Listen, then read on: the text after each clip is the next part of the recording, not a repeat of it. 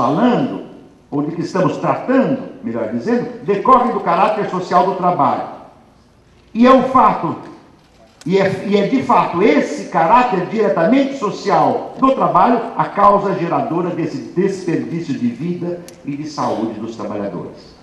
Eu poderia dizer, então, para começar a nossa discussão, que o trabalho precário nasceu sobre o capitalismo. E está aqui no Marx, na sua magistral lucidez, né, de perceber uma tendência dos seus momentos primeiros. O capitalismo estava nascendo, e ele percebia que o capitalismo era muito parcimonioso com os resíduos. Né? Vamos utilizar tudo que sobra da produção para que o capital não perca. Menos um resíduo, que não é um resíduo, o capital não é muito parcimonioso. Ele reduz ao máximo o trabalho vivo.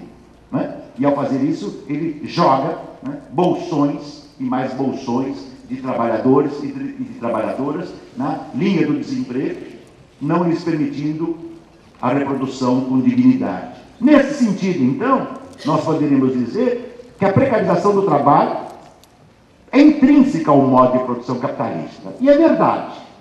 Mas é preciso também dizer que a precarização é uma forma de ser, é um movimento, é um estado de ser. E ao longo dos séculos XIX e XX, a classe trabalhadora lutou e luta arduamente pela conquista de direitos. Por exemplo, há 2 semanas atrás nós comemoramos o 1º de maio, que nasceu de uma luta histórica dos trabalhadores nos Estados Unidos em 1886, lá se vai, né, um século e tanto, tá certo?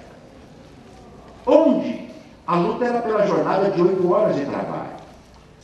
E os trabalhadores que lideraram esse movimento foram condenados e executados. É curioso que essa luta tenha nascido nos Estados Unidos.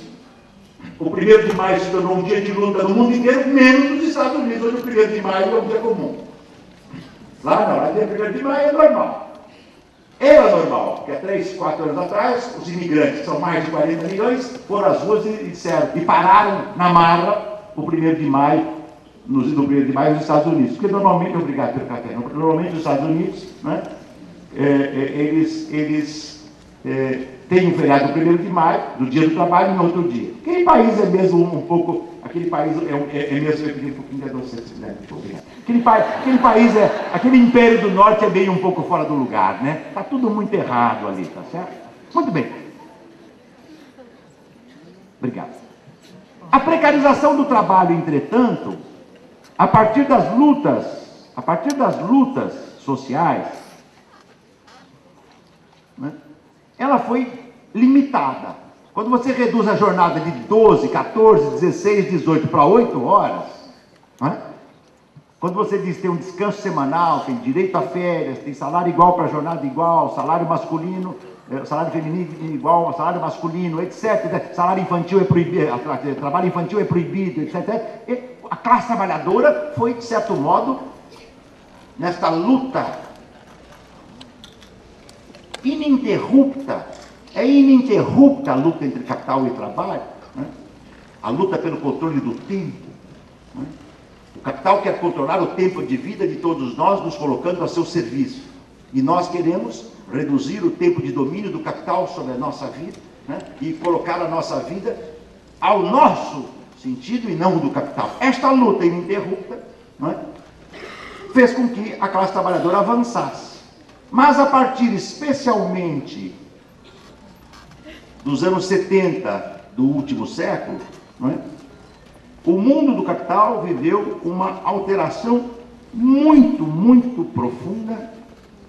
Em 2 palavras, nós tivemos uma reestruturação produtiva do capital de amplitude global,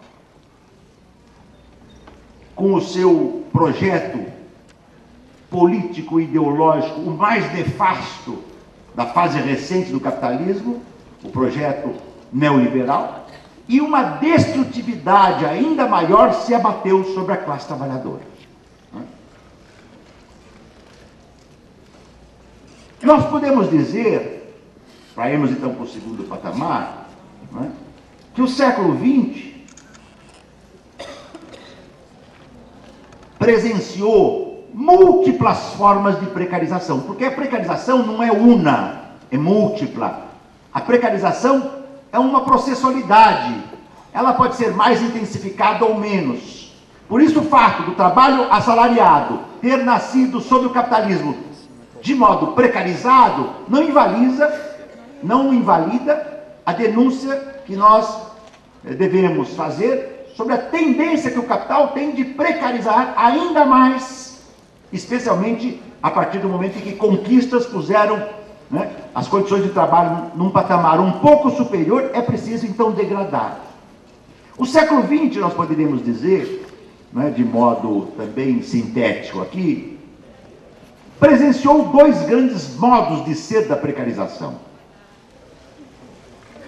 O primeiro modo de ser da precarização do trabalho, no século XX, foi a precarização tayloriano-fordista. O Chaplin nos ensinou magistralmente, né, no plano fílmico, nos seus tempos modernos, o que é o trabalhador precarizado na indústria automotiva. Ali tem tudo, né?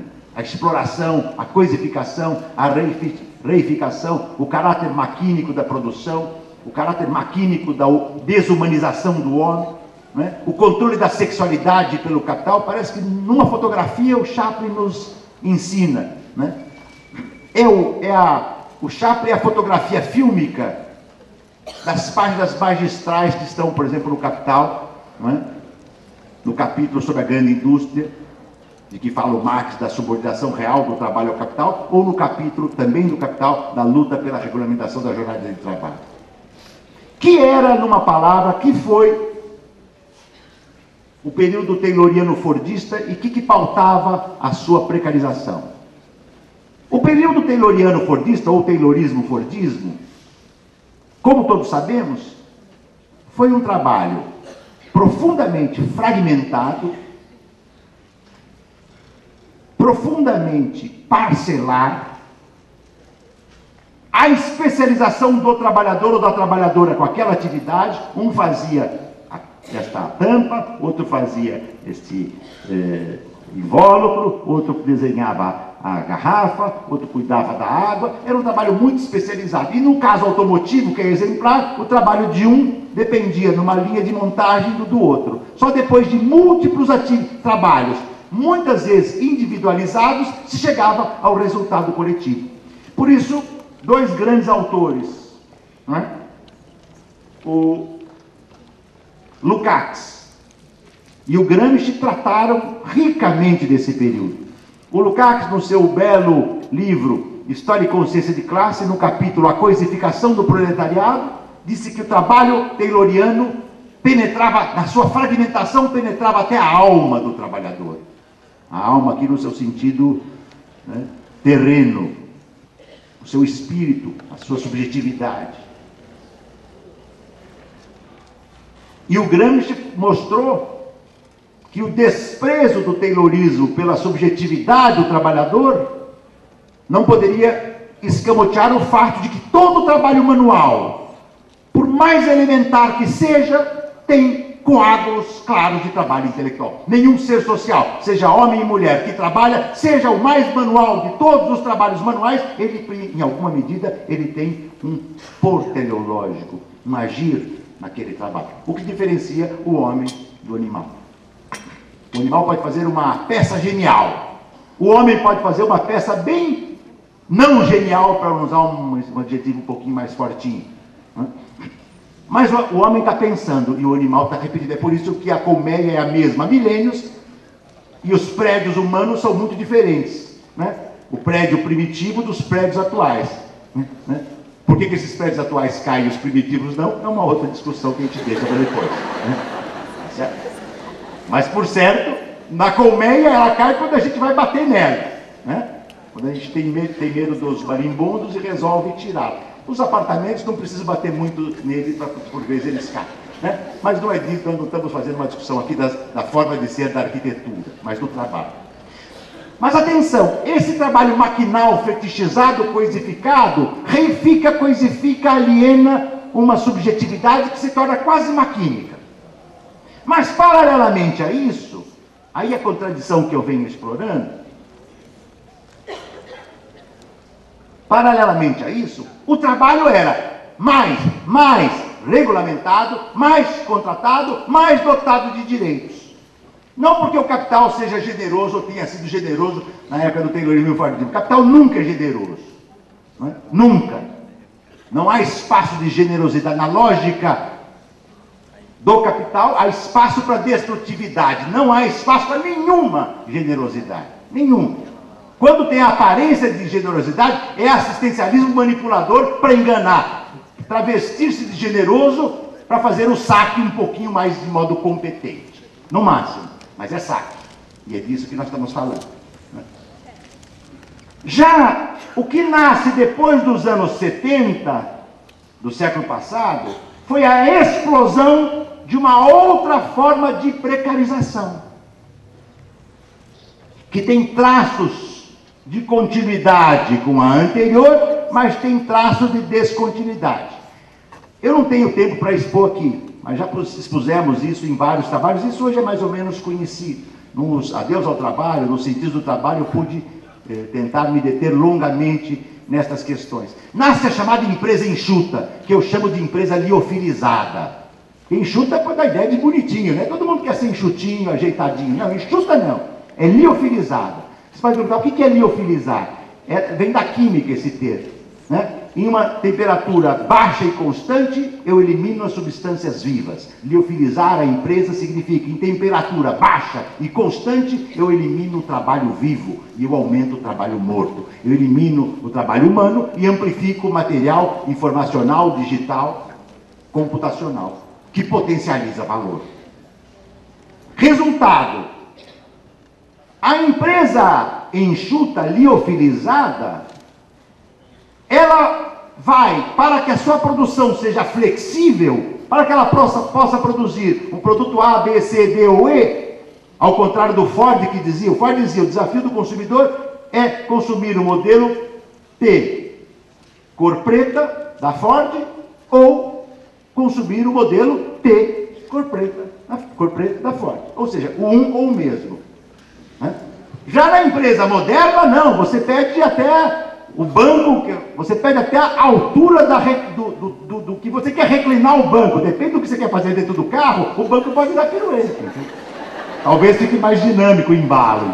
É só você pagar pela reversibilidade plena, pela rotação plena do banco. Você vai pagar. Você pode escolher o carro que quer, o modelo que quer, e para isto você precisa de uma classe trabalhadora flexível.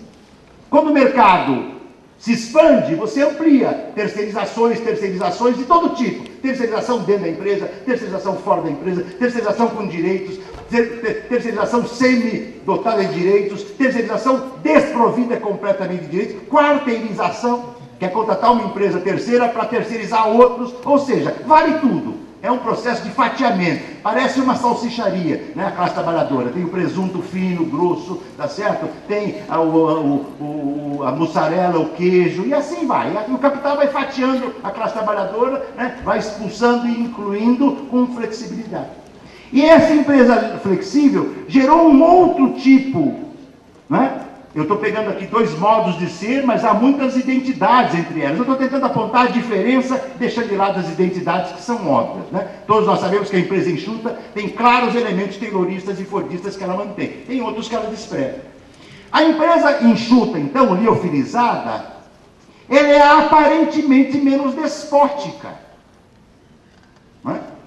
Você entra numa empresa hoje, não tem mais o restaurante do peão e o restaurante do gerente e o restaurante do patrão. Não tem mais. A primeira vez que eu visitei a Ford, tinha isso, o restaurante da peãozada, peão é como os trabalhadores se autodenominam na indústria metalúrgica, e tem o restaurante dos gestores. Hoje é impensável uma empresa fazer isso. Porque será que quer dizer que todos somos colaboradores, o que é grotesco se não fosse trágico? Né? Ela não pode ter o restaurante dos colaboradores.